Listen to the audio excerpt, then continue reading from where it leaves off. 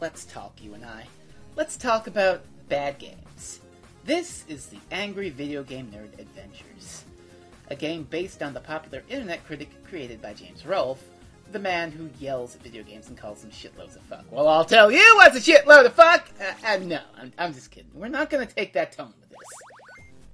I'm going to clearly and calmly, sort of calmly, explain why I don't like this game, because I really don't like this game. And I've narrowed it down to two reasons, two of my biggest pet peeves in media. But before that, we've got the plot. It's serviceable. Get it? You get sucked into TV land, and you gotta beat the bad game to go home. Okay. That's a little crude, but AVGN is crude to begin with, so... The problems start almost immediately here. The game itself is standard retro-style jump-and-shoot. But then, Naggy the patronizing Firefly comes in to teach you how to play the game in the tutorial level. Do you get it? It's a reference to Navi the Fairy from Ocarina of Time, who gave you all sorts of tips and said, hey, listen a lot.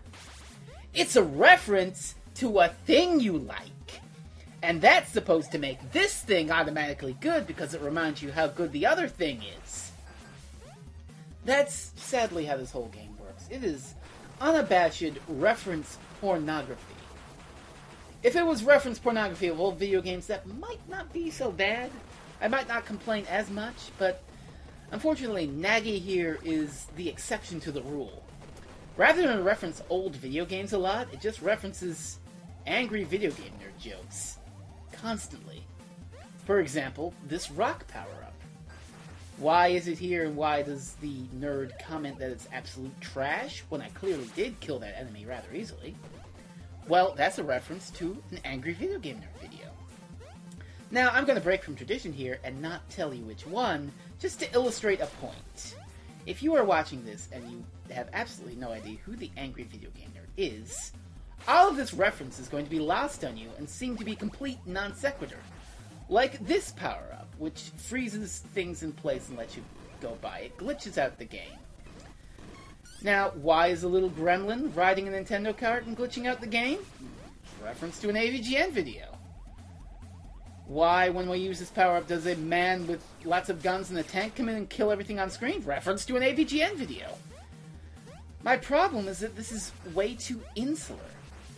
Like, okay, it's a game based on the angry video game nerd. It should have some, like, reference to him. But I think it went overboard with the reference to him. And it's all just nonsense unless you know what the hell this is. Also, you can kill Naggy and get this, which is just... sits wrong with me.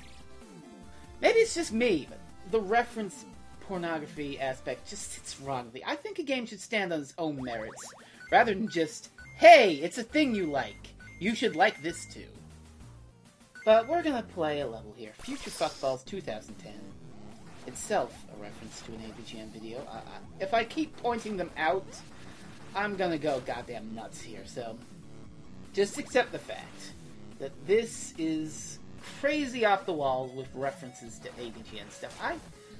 Now, I don't mind references to things. I just don't like it when they're so presented without context. And just shoved in there to make you go, hey, it's a thing I like. As I keep saying. I think it cheapens the work. You could have a great little hard-styled game here that sort of riffs on the tropes of hard games themselves. Instead, what we have is a game that's less concerned with referencing hard games, and more concerned with referencing the canon of the AVGN. And now, even though I do get all these jokes, because I have seen the Angry Video Game Nerd, that doesn't mean I'm impressed. That just means, oh, you're just gonna talk about a thing. But that's the first pet peeve for this game I have. The bigger one is the difficulty. Now, I'm going to be upfront with you here. I'm going to get a little inside baseball. I did 2 recordings of this. This is the one I did better at.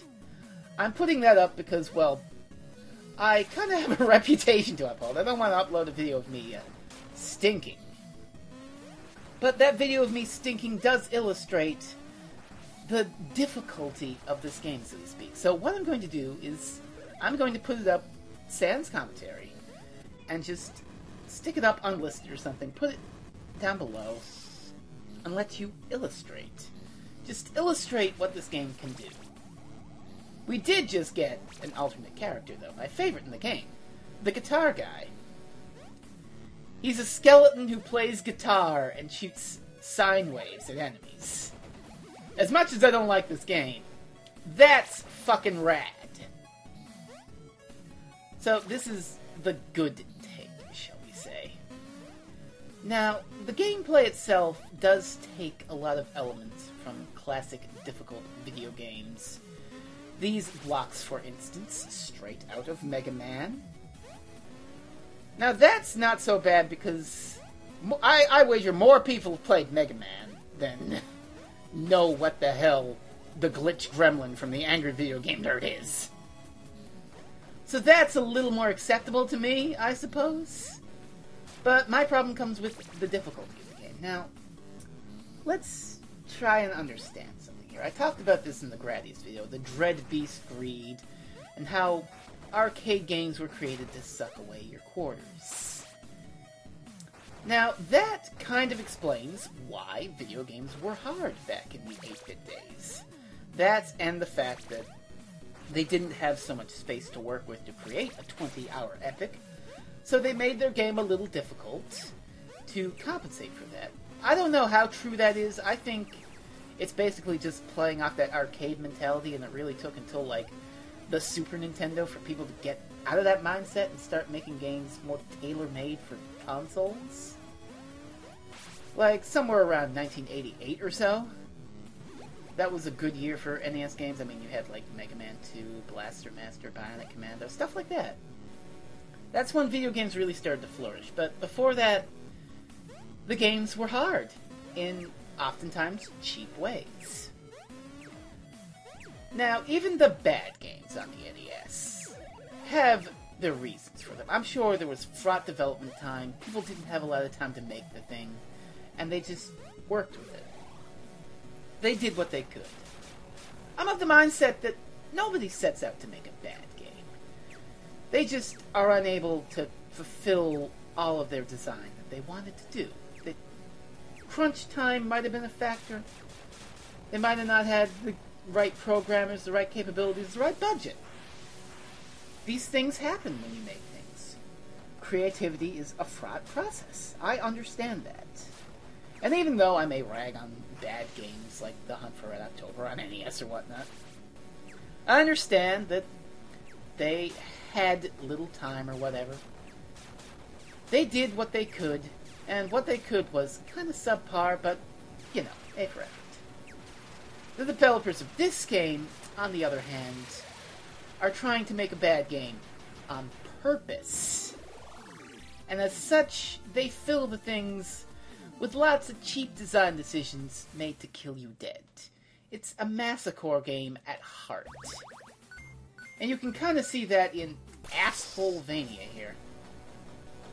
And, well, really, you kind of saw that in Future Fuckballs with the Quickman lasers straight out of Mega Man 2. Again, Mega Man 2 is a darling in the video game industry, so people like it and use its mechanics a lot, but much like those references, you're just plucking it out of a better designed game with no regard for how you're placing it. Now, this really comes into play in some of the other levels, like Boo Haunted House, which is a dark level where instant death blocks just appear right in front of your face without warning, and you have to take things slow. It demands a slow pace, but then at the same time, it just has blocks that instantly fall, so you have to be quick on your feet too.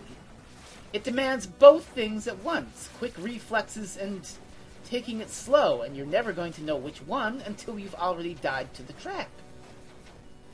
I do not like that element of game design. I do not like trying to make a bad game on purpose. Everything should be... I think you could... Oh, I died there. It's okay. It's okay. I think that you should try to make good games. And if you fuck it up while you're doing it, well, you still tried. But Freak Zone here, they tried to make a bad game, and they succeeded. This is an ironic, shitty Nintendo hard game. And no amount of irony can mask the fact that at the end of the day, these people made a shitty, hard game on purpose. And I think it's bad, and it's the wrong kind of hard game for me. It's not the kind of hard where... It's just hard to explain, really. The kind of hard games I like... Some of my favorite stuff is like Super Meat Boy, or one I played recently, Castle in the Darkness. Now, those are games that do kill you a lot, but you can plan out your moves accordingly, in Super Meat Boy at least. And it demands just perfect reflexes from you, but it shows you everything you need to do up front. It doesn't have dick spikes come out of nowhere. It doesn't have falling blocks, and it doesn't have this sort of thing. These instant death blocks just fading in and out.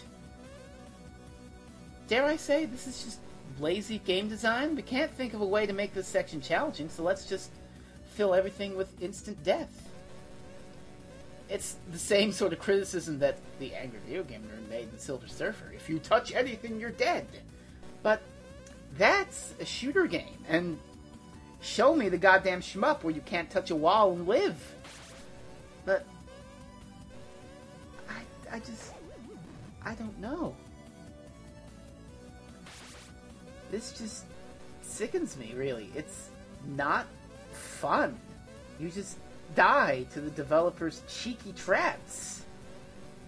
I mean, they really are emulating the Angry Video Game Nerd. He does say in his videos, some programmer who's laughing his ass off did this.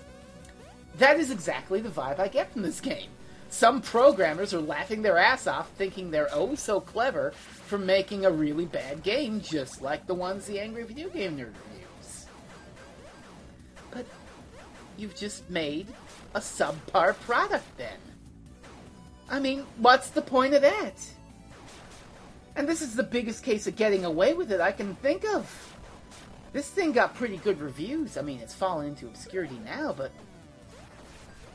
I'm really the only one I know of who lambasted it, and that's a story in itself, too. Okay, I can tell you this tale now, because this is something fun. I reviewed this game over on Socks Make People Sexy's forums, and I tore into it for everything I'm mentioning now.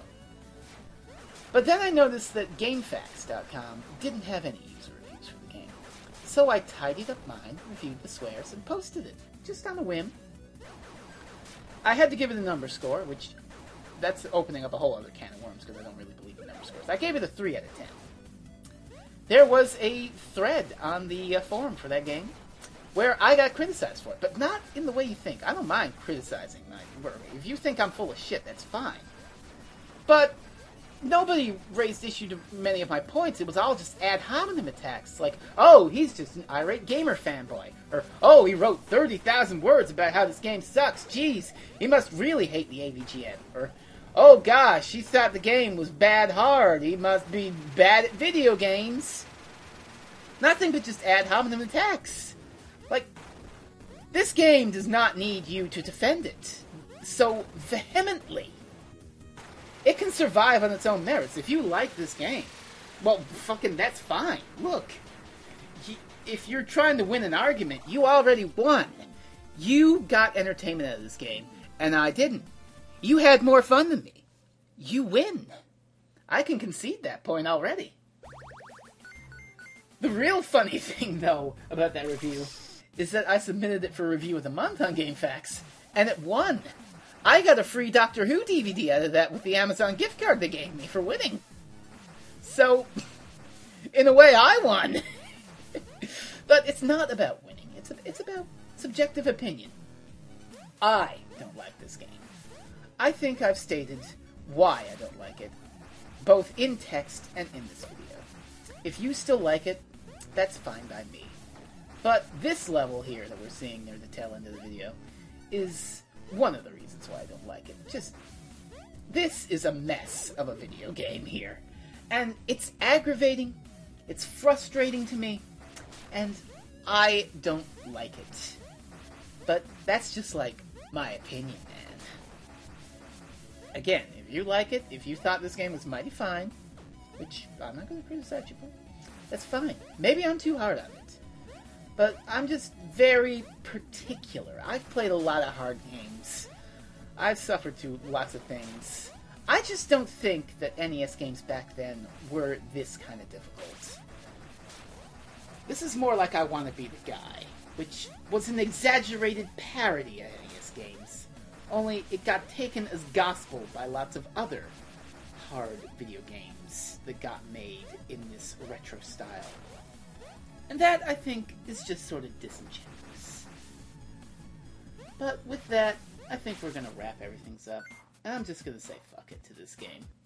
I don't like it, but if you do, that's fine. Look, if you want a game with retro-styled graphics and lots of references to old video games, just pick up Castle in the Darkness on Steam. It's half the price of the Angry Video Game Nerd Adventures, and infinitely more worth it, in my opinion. So thank you, and I guess I'll see you later on. Bye-bye.